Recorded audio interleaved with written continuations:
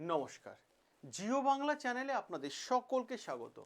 অনেকেই দীর্ঘদিন ধরে অপেক্ষা করেছিলেন যে জয় বাংলা পেনশন স্কিম বা বৃদ্ধ ভাতা প্রকল্প আবেদন কবে থেকে শুরু হবে।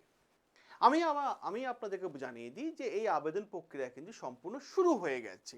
বিভিন্ন জনকল্যাণ শিবিরে এই ফর্ম কিন্তু জমা নেওয়া হচ্ছে। মাথায় রাখার চেষ্টা করবেন, এই আবেদনপত্রের ফর্ম যদি আপনার এতটুকু কোনো একটা জায়গায় ভুল হয়ে যায়, তাহলে আপনার ফর্ম কিন্তু বাতিল হয়ে যেতে পারে।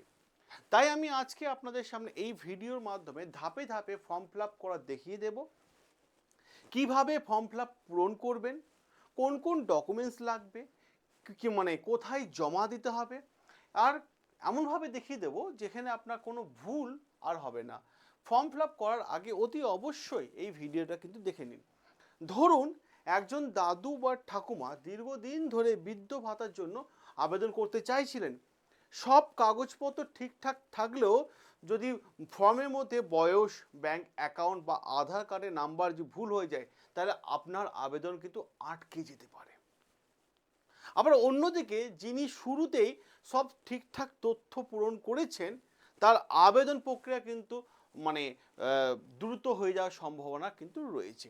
তাই ফর্ম ফিল আপ করার ক্ষেত্রে বেশ কিছু সতর্কতা দেখে নিন এবং ঠান্ডা মাথায় ফর্ম ফিল আপ করবেন। এবং ফর্ম ফিল আপ করার আগে এই ভিডিওটা প্লিজ একবার দেখে নিন। আর আপনাদের সকলকে রিকোয়েস্ট, সেটা হচ্ছে প্লিজ সকলে এই ভিডিওটা ফেসবুক, হোয়াটসঅ্যাপে একটু শেয়ার করে দিন, যাতে সমস্ত দাদু ঠাকুমা বা যারা ফর্ম ফিল আপ করছেন ওনাদের কাছে যেন ভিডিওটা পৌঁছে যাক, যাতে সব কিছু যেন ঠিকঠাক মতো হয়, তারা ফর্ম ফিল আপ করতে পারেন। এবার আমি আসি সবার প্রথমে যে বিষয়টার উপর। দেখুন, এখানে সবার প্রথমে লেখা আছে অ্যাপ্লিকেশন ফর, ঠিক আছে। এখানে বলছে আপনি যদি এসটি বা এসসি হয়ে থাকেন, ঠিক আছে, আপনি যদি এসটি বা এসসি হয়ে থাকেন তাহলে সেই বক্সে গিয়ে টিক দিয়ে দিন। আপনি এসটি হলে এসসিতে দেবেন, এসসি হলে এসসিতে দেবেন, যেটাই আপনি হয়ে থাকবেন আপনি সেটা টিক দিয়ে দেবেন। তারপরের জায়গায় দেখুন আপনাকে বলছে পার্সোনাল ডিটেলস, আপনার পার্সোনাল ডিটেলস চাইছে।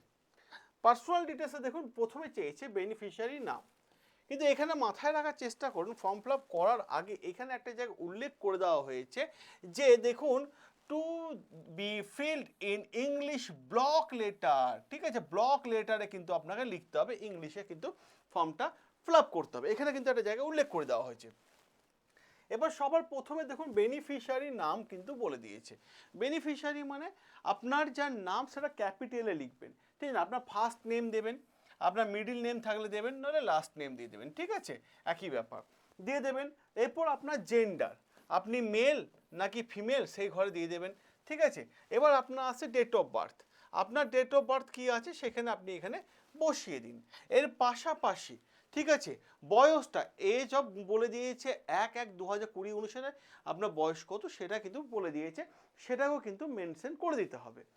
এবার পাশাপাশি দেখুন এখানে বলে দিয়েছে আপনার বাবার নাম কিন্তু লাগবে, ঠিক আছে। এখানেও সেমভাবে যেটা ওপরে ফিল আপ করলেন আপনি, সেখানেও সেমভাবে ফার্স্ট নেম, মিডল নেম এবং লাস্ট নেম, বাবার নাম দিয়ে দেবেন। সাথে সাথে মায়ের নামও জানতে চেয়েছে, সেরকমভাবে একই রকম দেবেন, ফার্স্ট নেম, মিডল নেম এবং লাস্ট নেম। এবার প্রশ্ন হচ্ছে স্পাউস নেম চেয়েছে, যদি মানে নাম যা আছে স্পাউসে সেটা নাম দিয়ে দেবেন, আপনার স্ত্রী থাকলে বা হাজব্যান্ড থাকলে সেই নামটাই দিয়ে দেবেন। যদি দাদুরা করে থাকে তাহলে স্ত্রীদের নাম দেবেন, আর ঠাকুমারা করে থাকলে দাদুদের নাম দিয়ে দেবেন, ঠিক আছে। এখানে কিন্তু সেই নামটা আপনি পূরণ করে দেবেন। পাশাপাশি এখানে একটা জায়গা বলে দিয়েছে দেখুন খুব ভালোভাবে, পার্সোনাল আইডেন্টিফিকেশন নাম্বার, ঠিক আছে। আপনি যে রেশন কার্ড আছে সেই রেশন কার্ডের নাম্বারটা এখানে বসাতে হবে, এখানে বলে দিয়েছে রেশন কার্ডের নাম্বার, ঠিক আছে। এবার দেখুন আধার কার্ডের নাম্বারও কিন্তু এখানে বসাতে হবে, এখানে আধার কার্ড উল্লেখ করেছে, এখানে রেশন কার্ড উল্লেখ করেছে, ঠিক আছে। এবার প্রশ্ন হচ্ছে এপিক নাম্বার চেয়েছে, মানে কি ভোটার আইডি আছে তো আপনার, ভোটার আইডি, সে ভোটার আইডি দেখুন একটা এপিক নাম্বার দেওয়া আছে, ওই নাম্বারটা এখানে পূরণ করতে হবে। এবার প্রশ্ন হয়েছে প্যান কার্ডও লাগবে, যদি বলে দিয়েছে প্যান কার্ডে দেখুন ইফ অ্যাভেলেবেল, ঠিক আছে, প্যান কার্ড নাম্বারও লাগবে, এখানে প্যান কার্ড নাম্বার বসিয়ে দেবেন। এবার দেখুন কি বলছে পরের স্টেজে, কি বলছে পরের স্টেজে বলছে অ্যাড্রেস চেয়েছে এবং কন্ট্যাক্ট ডিটেলস চেয়েছে, ঠিক আছে। স্টেটের জায়গাতে উল্লেখ করে দিই, কারণ এটা হচ্ছে স্টেটের, তো ওয়েস্ট বেঙ্গল আগে থেকে ফর্মের মধ্যে লিখে দেওয়া আছে, ঠিক আছে।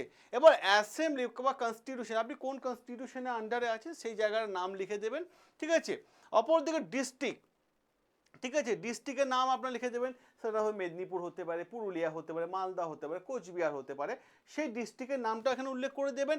আপনার পুলিশ স্টেশন, আপনি যেখানে বাস করছেন আপনার এলাকাটা কোন পুলিশ স্টেশন আন্ডারে আছে সেটাও কিন্তু এখানে উল্লেখ করতে হবে, ঠিক আছে।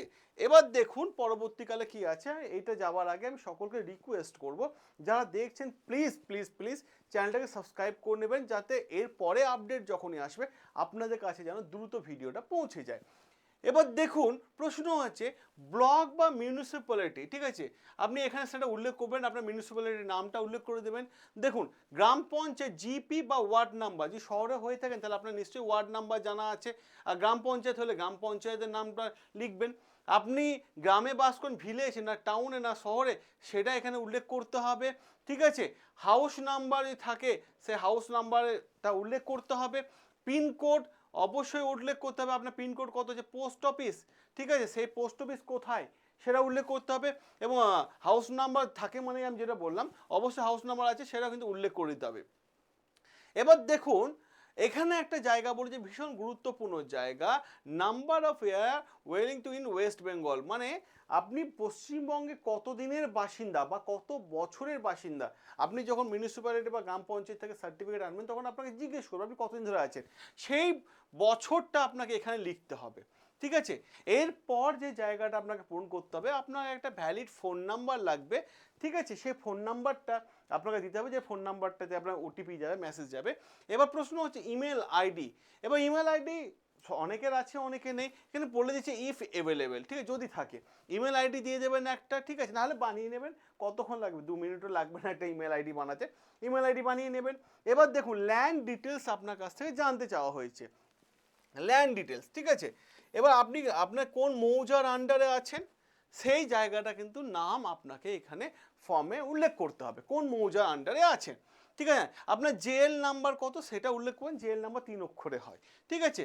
খতিয়ান নাম্বার কত সেটা উল্লেখ করতে বলেছে, প্লট নাম্বার কত সেটা উল্লেখ করতে বলেছে, এরিয়া কত সেটা উল্লেখ করতে বলেছে, in the name of area জায়গাটার নাম আপনাকে উল্লেখ করতে হবে, ঠিক আছে। এখানেও চলে গেল একটা বিষয়। এবার দেখুন যে জায়গাটা আসছে, এরপর যে জায়গাটা আসছে ব্যাংক অ্যাকাউন্ট ডিটেলস আপনার কাছ থেকে জানতে চাওয়া হয়েছে, ব্যাংক অ্যাকাউন্ট ডিটেলস। আপনার নিশ্চয় ব্যাংকে পাসবই আছে বা ব্যাংকে অ্যাকাউন্ট আছে, কারণ টাকাটা তো ব্যাংক অ্যাকাউন্টে ঢুকবে, সরাসরি তো আপনাকে হাতে দেবে না। এবার দেখুন ব্যাংকের নাম লিখতে হবে, সেটা আপনার পাঞ্জাব ন্যাশনাল ব্যাংক হতে পারে বা এসবিআই হতে পারে বা এইচডিএফসি হতে পারে বা ইউকো হতে পারে, যেইটাই আছে আপনার সেখানে ব্যাংকের নাম লিখে দেবেন। এবার ব্যাংক ব্রাঞ্চের নাম লিখে দেন, ব্রাঞ্চ কোথাকার ব্রাঞ্চ, আপনার এলাকার আশেপাশে কোথায় বা কোন জায়গায় আপনি ব্রাঞ্চ অ্যাকাউন্ট করেছেন সেই ব্রাঞ্চের নাম লিখতে হবে, ঠিক আছে। এবার দেখুন অ্যাকাউন্ট নাম্বার, আপনার ব্যাংকে যে অ্যাকাউন্ট নাম্বার আছে সে অ্যাকাউন্ট নাম্বারটা উল্লেখ করতে হবে, ঠিক আছে। এবার দেখুন ব্যাংকে পাসবুকে যেমন আইএফসি কোড আছে, পাসবই প্রথম পেজে দেখবেন উল্টাবেন, যেমন আইএফসি কোড আছে, ওই আইএফসি কোডটা এখানে উল্লেখ করতে হবে, ঠিক আছে। এর সাথে সাথে কি বলেছে এনক্লোজার লিস্ট, ঠিক আছে, কোন কোন জিনিসগুলো আপনাকে দিতে হবে সঙ্গে, সেটা হচ্ছে আপনার পাসপোর্ট সাইজের একটা ফটো, এটা জমা দিতে হবে, এই ডকুমেন্টসগুলো সঙ্গে নিয়ে যাবেন, ঠিক আছে। কপি অফ দ্য রেশন কার্ডের কপি চেয়েছে, জেরক্স চেয়েছে, ঠিক আছে, আধার কার্ডের জেরক্স, ঠিক আছে, ভোটার কার্ডের জেরক্স, ঠিক আছে, আচ্ছা একটা রেসিডেন্সিয়াল সার্টিফিকেট চেয়েছে সেলফ ডিক্লারেশনে, ঠিক আছে না, ব্যাংকে পাসবই ছবি চেয়েছে, ঠিক আছে না, মানে খতিয়ান চেয়েছে, জমি যে খতিয়ান আছে সেটা চেয়েছে, এবং আদার্স যদি কিছু ডকুমেন্টস থাকে আপনি অ্যাটাচ করে দিতে পারেন, দিলে ভালো, ঠিক আছে। এবার দেখুন যে জায়গাটা, এবার একটা আছে সেলফ ডিক্লারেশন, ঠিক আছে, সেলফ ডিক্লারেশন এখানে in the event of the my death I here, nominee কাউকে করতে চাইছেন কিনা সেটার জন্য জানতে চাইছে, নমিনি লিখতে হবে, ঠিক আছে। এই জায়গাটা ফর্ম ফিল আপ করে নেবেন, নমিনি পরিষ্কারভাবে উল্লেখ করে দিয়েছে, আপনি যাকে নমিনি করতে চাইছেন তার নামটা উল্লেখ করে দেবেন। এবং পাশাপাশি দেখুন আরেকটা জায়গা পাবেন, সেটা অফিস ইউজ অনলি, আপনি যখন ফর্মটা জমা দিতে হবে সেটা অফিসের কাজ, এই জায়গাটা আপনি কোনো ফর্ম ফিল আপ করবেন না, এটা অফিসের কাজ, ঠিক আছে। এবার দেখুন পরিষ্কারভাবে এখানে বলে দেওয়া হয়েছে এখানে আরেকটা জায়গা, ঠিক আছে, সেটা হচ্ছে যেমন signature with stamp recommendation authority, ঠিক আছে, ডেট, আর কিচ্ছু নেই, আর কিচ্ছু নেই, খুব সহজ ভাষায় আছে।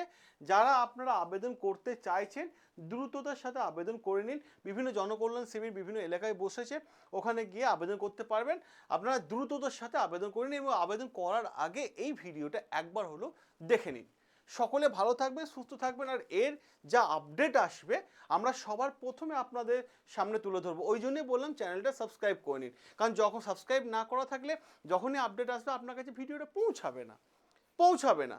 অতএব আরও আপডেট যখনই আসবে আমি আপনাদের ভিডিও করে দেবো যাতে আপনাদের কাছে পৌঁছে যাক। সকলে ভালো থাকবেন, সুস্থ থাকবেন, সাবস্ক্রাইব করে নেবেন আমার চ্যানেল, যেখানে প্রত্যেকটা বিষয় আমি আপনাদের সামনে তুলে ধরি।